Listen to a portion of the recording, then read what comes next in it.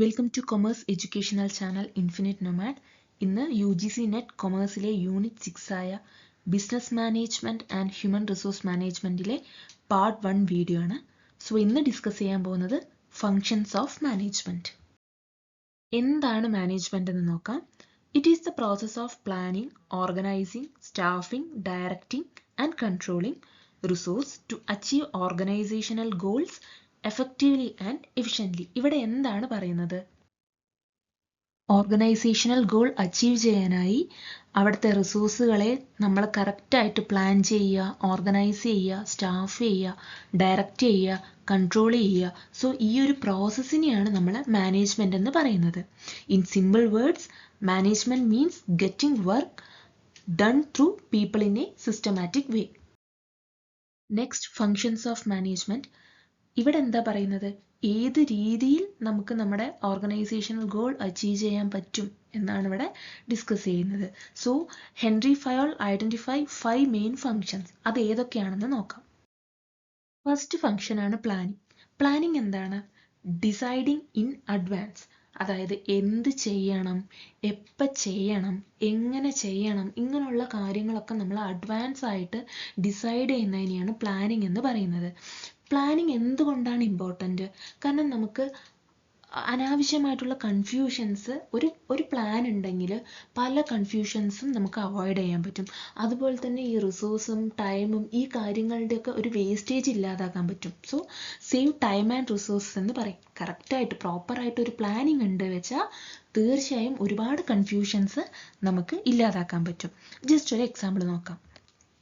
ഇവിടെ ABC limit ഒരു പുതിയ പ്രോഡക്റ്റ് ലോഞ്ച് ചെയ്യാൻ പോവുകയാണ്.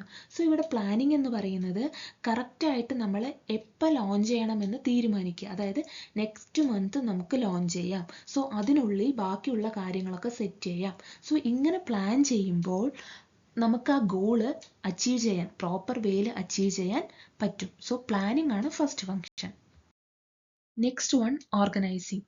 ഓർഗനൈസിങ് മീൻ അറേഞ്ചിങ് റിസോഴ്സസ്, അതായത് men, money, material and mission.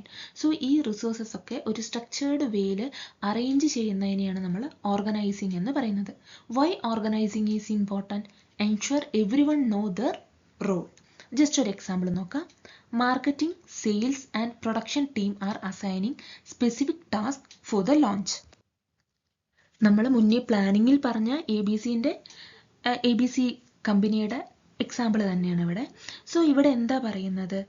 Marketing ടീമിന്, അതുപോലെ തന്നെ സെയിൽസ് ടീമിന്, പ്രൊഡക്ഷൻ ടീമിന്, ഇവർക്കൊക്കെ സ്പെസിഫിക് ആയിട്ട് ടാസ്ക് അസൈൻ ചെയ്യണം. സോ ഇങ്ങനെ ചെയ്യുന്നതിലൂടെ നമുക്ക് ഏറ്റവും പ്രോപ്പർ വേയിൽ ആ ഗോൾ അച്ചീവ് ചെയ്യാൻ പറ്റും. ആർക്കും വലിയ കൺഫ്യൂഷൻസ് ഒന്നും ഉണ്ടാവില്ല. മാർക്കറ്റിംഗ് ടീമിന് അവർക്ക് അവരുടേതായ റൂൾസ് കറക്റ്റായിട്ട് മനസ്സിലാവും, അവരതിനനുസരിച്ചിട്ട് പ്രവർത്തിക്കും. സെയിൽസ് ടീം എന്താണോ അവരുടെ ടാസ്ക് അത് കറക്റ്റായിട്ട് ചെയ്യും. പ്രൊഡക്ഷൻ ടീമും അതുപോലെ ചെയ്യും. സോ ഇത് നമ്മുടെ ഓർഗനൈസേഷൻ ഗോൾ അച്ചീവ് ചെയ്യാൻ കുറച്ചുകൂടെ ഹെൽപ്ഫുൾ ആവും. Next function, staffing.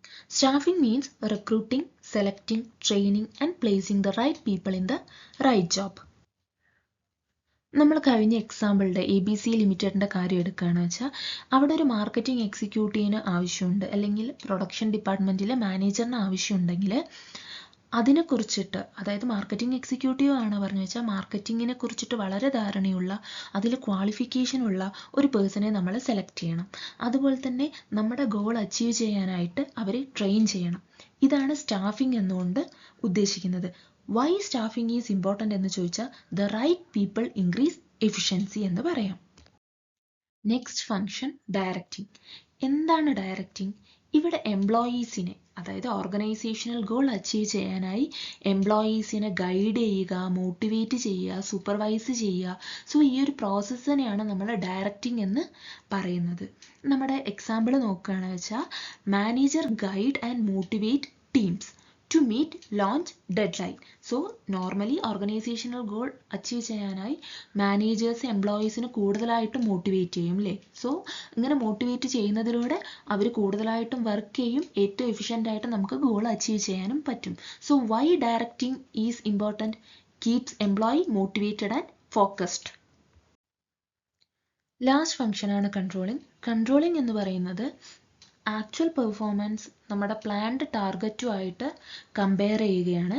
സോ വല്ല വേരിയേഷൻ വരുന്നുണ്ടെങ്കിൽ ഈ ഒരു സ്റ്റേജിൽ നമ്മൾ കറക്റ്റായിട്ടുള്ള ആക്ഷൻസ് എടുക്കാൻ പറ്റും.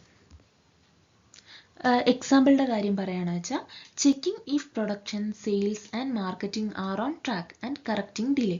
നമ്മൾ ABC ലിമിറ്റഡ് ഒരു പുതിയ പ്രോഡക്റ്റ് ലോഞ്ച് ചെയ്യുന്നുണ്ടെന്ന് പറഞ്ഞു അല്ലേ. സോ ആ ഒരു എക്സാമ്പിൾ വെച്ചിട്ടാണ് നമ്മൾ ബാക്കിയുള്ള ഫങ്ഷൻസ് നോക്കി വന്നത്. സോ ഈ കൺട്രോളിംഗ് എന്ന സ്റ്റേജിൽ ഇവിടെ പ്രൊഡക്ഷൻ സെയിൽസ് മാർക്കറ്റിംഗ് ഇതെല്ലാം ട്രാക്ക് ചെയ്യുക, എന്നിട്ട് കറക്റ്റായിട്ട് തന്നെയാണോ പോകുന്നതെന്ന് നോക്കുക, ഉറപ്പ് വരുത്തുക. വല്ല ഡിലേയും ഉണ്ടെങ്കിൽ ഈ ഒരു സ്റ്റേജിൽ അത് കറക്റ്റ് ചെയ്യുക. സോ ഇതാണ് കൺട്രോളിംഗ് കൊണ്ട് ഉദ്ദേശിക്കുന്നത്. Why controlling is important? Ensure objectives are met effectively. So functions of മാനേജ്മെൻറ്റിനെ കുറിച്ച് ഒരു ഐഡിയ കിട്ടിയെന്ന് വിചാരിക്കുന്നു. Thank U.